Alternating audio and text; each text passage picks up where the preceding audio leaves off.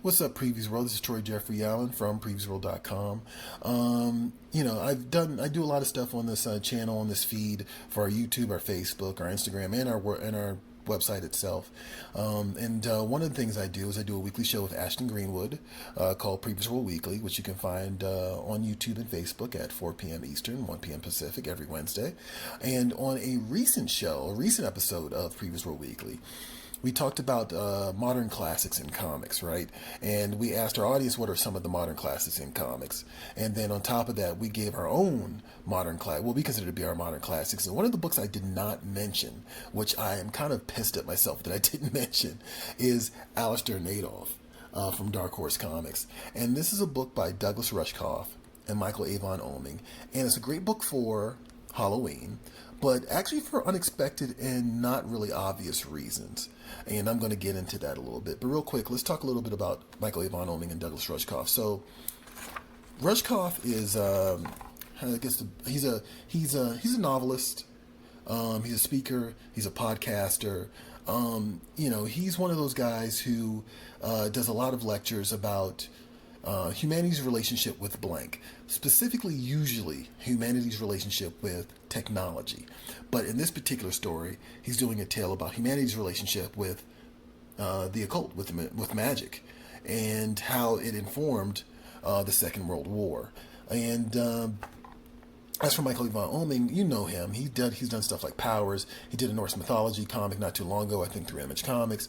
He's been in the game for a long time. He's one of those guys. He's just a phenomenal storyteller, a phenomenal visual storyteller, and you'll really get to see that play out here in Aleister and ADOLPH. Just a great artist. So let's talk a little about the two title characters. So ADOLPH, of course, is Adolf Hitler, right? Aleister, not a lot of you might know this, but some of you might, is actually, let me not turn the camera that way, is Aleister Crowley. Now, who is Aleister Crowley? Well, first of all, I want to point out that some of your favorite comic book writers kind of are fanboys for Aleister Crowley. I'm talking about Grant Morrison, who actually does a forward here. I'm talking about Alan Moore, and I actually think to some extent even Neil Gaiman as well. But basically, Crowley was an occultist.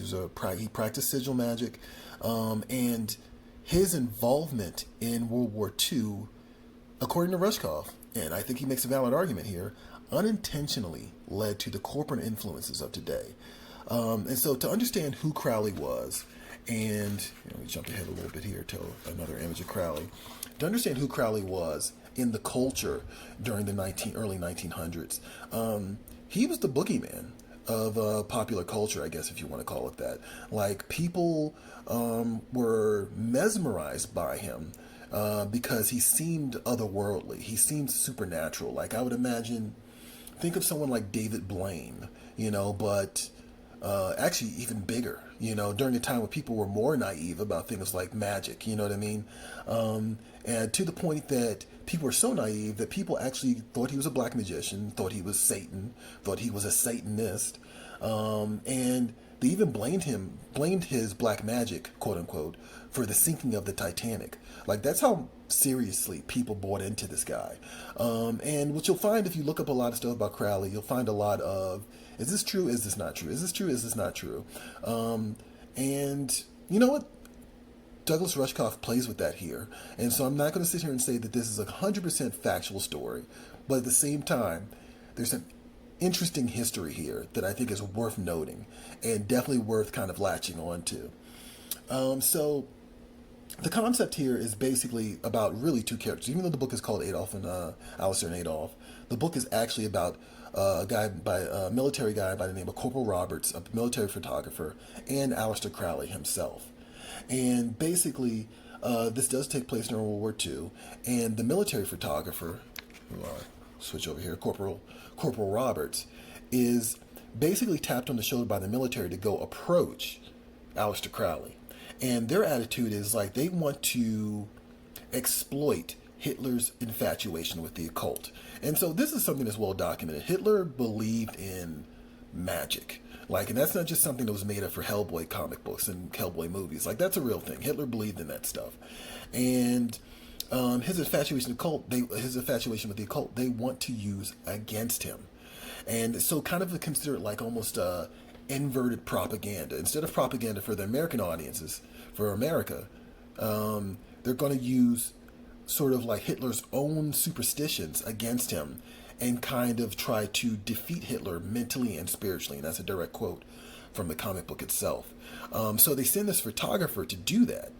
And they basically want the photographer to go undercover, approach Crowley at a lecture, which he does. And he kind of comes up to him asking him all these questions about magic.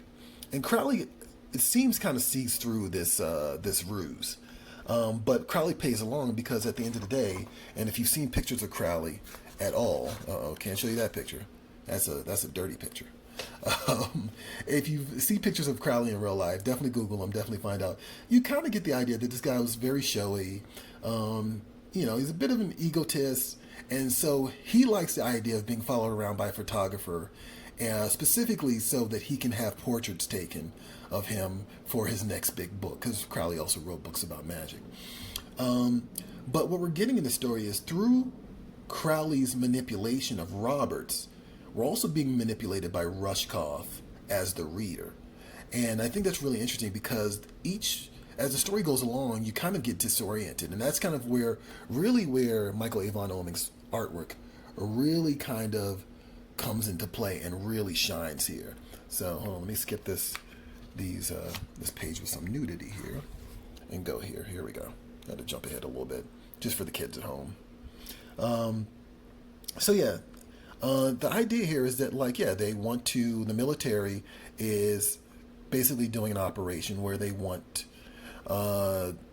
Crowley to kind of come up with a way to defeat Hitler. And they want to utilize the occult because, especially British intelligence, because, that's kind of their jam, right? I mean, like every time you hear stories about Britain that involve magic, it's kind of like pretty obvious, right? Like it's like Harry Potter and Narnia and all that other stuff. So the British have an infatuation with magic as well.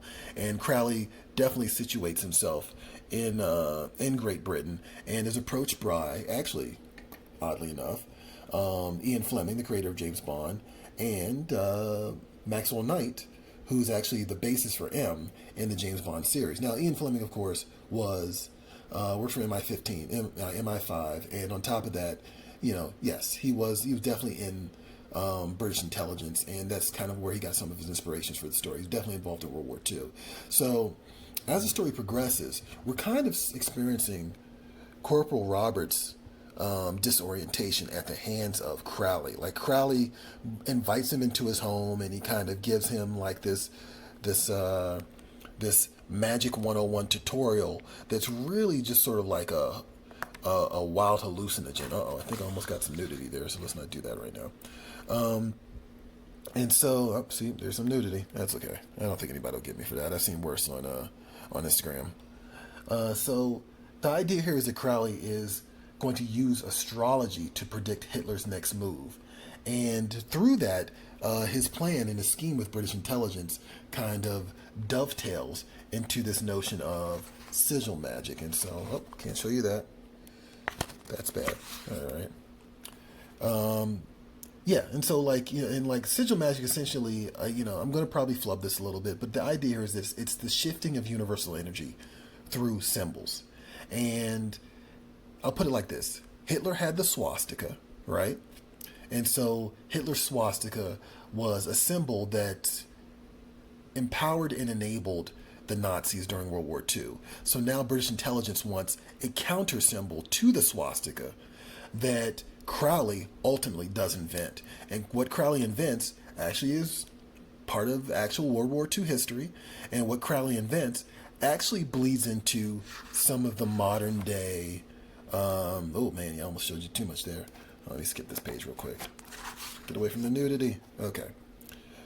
Actually involves a symbol that was actually used during World War II and actually dovetails nicely into what is going on in the world potentially, according to Rushkoff, now. And particularly in our world that's like very corporatized and very much in bed with businesses and how they gain control over the populace. So it's a wild ride, and I'll leave it at that. Do yourself a favor. That's penis. Do yourself a favor. Don't Wikipedia this story. Read the comic itself. Like, experience this for yourself, and definitely check out Aleister ADOLPH. And I've definitely shown you guys way too much than I should have. But definitely check this out, because if you're a fan of stories about magic, if you're a fan of books of magic, if you're a fan of Grant Morrison, if you're a fan of Alan Moore, if you're a fan of Neil Gaiman, this book is right up your alley. And you should definitely check it out, because it is one of the most impressive tales I've read in the last several years. And it's unsettling, actually, at the end, because you really kind of come to realize the power of corporate influence by the end of it. And also just maybe that we're not in control of our fate, but actually maybe powers that be are in control of how we go about our day, which, let's be honest, I didn't need to tell you guys that. You already knew that. Anyway, Aleister ADOLPH, definitely check it out. Definitely pick it up from your local comic shop. There's a softcover version. This is the hardcover version that I picked up, but there's also a softcover version available. This is also a little bit cheaper. And definitely worth a read, especially this time of year. It's spooky season. And this might spook you more than any slasher film or Korean gore flick or Junji Ito thing ever will, because it has footing in reality. So that's it. Guys, definitely check this out, and thanks for hanging with me for a little bit so I could talk about this book with you. And hey, check us out on YouTube at Previews World. Check us out on Facebook, Previews World, Twitter, Previews World, or go to our website, previewsworld.com, and experience everything that your local comic shop has to offer, like Aleister and ADOLPH. I'll catch you guys later. See ya.